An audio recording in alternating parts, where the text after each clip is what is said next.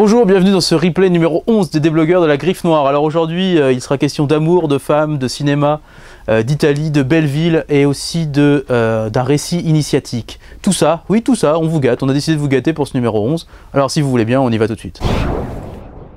Alors qu'est-ce qu'une femme peut faire par amour pour un homme? Qu'est-ce qu'un homme peut faire par amour pour une femme? Est-ce qu'ils sont capables de tout plaquer l'un pour l'autre? Et si tant est quand ils sont un grand réalisateur de cinéma italien et une grande actrice américaine. Bref, toutes ces questions sont dans le livre L'année des volcans et Gérard vous donne quelques réponses.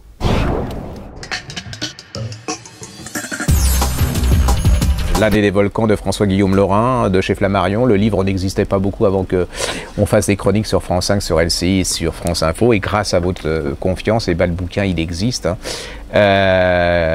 C'est l'histoire d'amour, de passion, de folie, de fureur de Rossellini et de Ingrid Bergman. C'est surtout l'histoire d'une femme et d'un homme qui vont tout sacrifier. Elle va tout sacrifier. Lui, c'est un charmeur, un hypocrite, un faux cul, enfin pas possible, un génie, qui adore les femmes, qui est laid comme un pou. Qui ressemble un peu, enfin non pas comme un vous parce qu'il ressemble un peu à François Hollande, enfin le côté joufflu, bas sur patte, vous voyez un peu genre je fais ça et je rebondis tout le temps.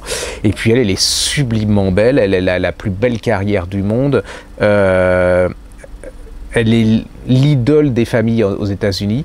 Et elle va tomber folle amoureuse de ce type, lui aussi. Lui c'est un des plus grands réalisateurs, italien et mondial, et puis elle va tout sacrifier, son enfant, ça va être un énorme scandale. C'est aussi une autre femme, Anna Magnani, elle aussi, l'aide qui fait de la télé, qui fait du film, du cinéma pour oublier sa laideur, qui va utiliser cette laideur, qui va être une des plus grandes actrices de tous les temps. C'est ce trio infernal, c'est comment... Vous allez retrouver Rossellini sous le lit qui a peur de sa femme. Vous allez voir comment Ingrid Bergman, elle va beaucoup perdre aussi dans cette histoire. Comment l'égoïsme masculin est quand même pas mal. Là, vous avez un beau chef-d'œuvre, mais c'est quand même d'abord une grande histoire d'amour, une tragédie qui par moments a des aspects de comédie.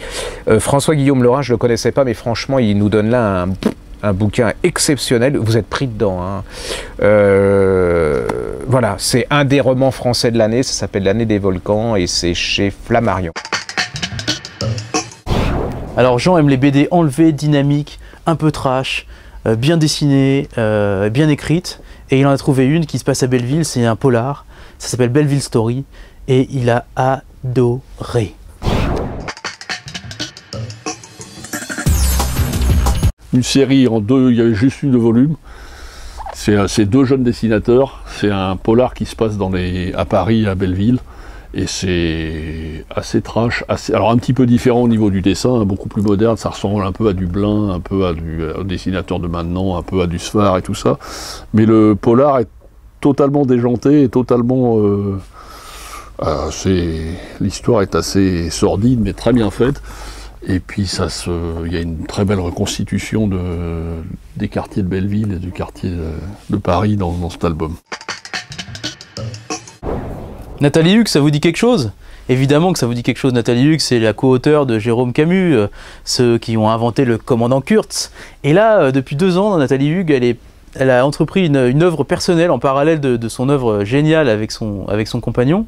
Et elle vient de sortir un nouveau livre qui s'appelle Un rue des petits pas, qui est un récit initiatique superbe que Marina a vraiment beaucoup aimé. Elle vous explique pourquoi dans ce clip.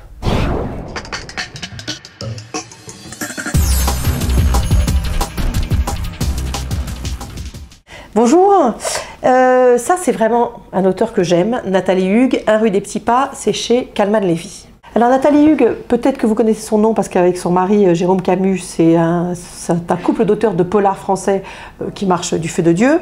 Et elle a décidé depuis 2 ans d'écrire, elle aussi toute seule, de raconter des choses qui lui tiennent à cœur.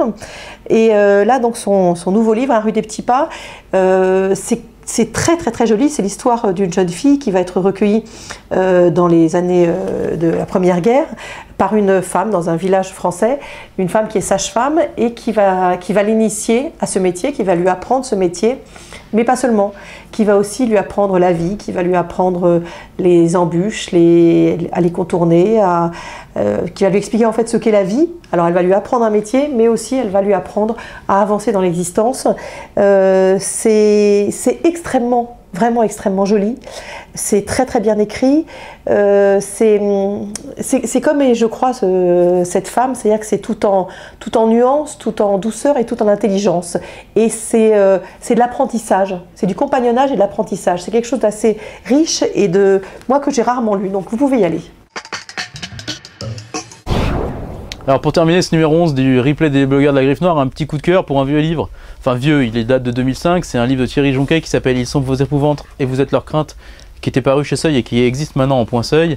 Et c'est un livre sublime sur une jeune prof qui va travailler dans le 9-3. Elle se retrouve face à toutes les fractures de la France et c'est le summum même du roman noir, c'est-à-dire le roman qui, à travers une fiction, interroge sur tout ce qui se passe aujourd'hui dans notre pays. Et en plus, ce qui est vachement bien, c'est qu'il est d'une actualité grinçante alors qu'il a été écrit il y a presque 10 ans.